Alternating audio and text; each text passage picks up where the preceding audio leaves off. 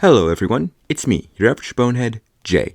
I'm gonna be real with you all. I still don't know what in God's name I just witnessed. Panty Stocking with Garterbelt. Yeah, this show couldn't be further out of my comfort zone if it tried. What is basically Invader Zim on crack in my eyes, I actually found myself enjoying this show. The story of two angels that were kicked out of heaven, I'm assuming for lust and gluttony, now have to fight ghosts to earn enough heaven coins so they can buy their way back through the pearly gates. As for the series' two titular main characters, we have Stocking, who I'm convinced is just Skully from Puyo Puyo in another life, and then there's Panty, who... Not a whole lot of actresses in this town can handle a role that huge, but the director knew I had what it takes. Well, let's just say, even if they did earn enough coins to buy their way back into heaven, I don't think God would let them. Yeah, when I put that warning at the beginning of this video, I meant it. This series has enough swearing and sex jokes to make hell of a boss blush. Another series I gotta talk about eventually.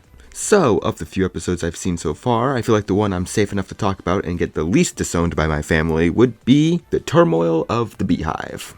The episode begins with Garterbelt summoning the girls, while Stocking is on the toilet because that's what's on the bill for today, and tells the two of them to head down to the local high school and stop a ghost that's been causing students to disappear. He tells them to do all of this while incognito, so naturally Panty blows their cover right off the bat by literally crashing down the walls and revealing to everyone that they're angels. It is here we are also introduced to the walking calamity known as Brief, who I can only describe as a decently nice person that God decided to make his personal punching bag. Yeah, every time we see this guy, he's always subjected to some form of pain and misery that he always manages to walk off. Don't worry though, it's actually funny. Brief also makes the unfortunate decision of falling in love with Panty. But anyways, back to the plot. We are then introduced to the proclaimed popular girl of the school, Barbie. Can they even call her that?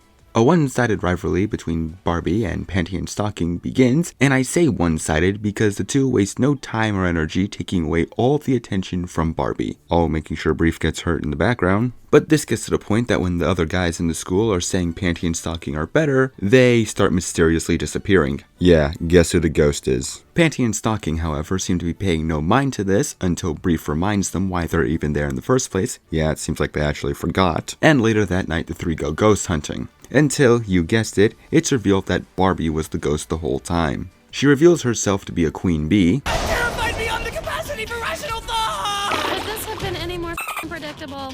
Nope. She's a queen, she's a bee, she's a queen bee, we get it! Who is mind controlling all the students that she kidnapped. We get a pretty cool action sequence where Panty and Stocking manage to save all the mind controlled students, all while Brief gets hurt in the background somehow, and in the end they defeat the queen bee via Crash Mind of a Mutant cutscene, rewarding them with a few heaven coins. And the episode awkwardly ends with Panty giving to the football players. So all's well that ends well.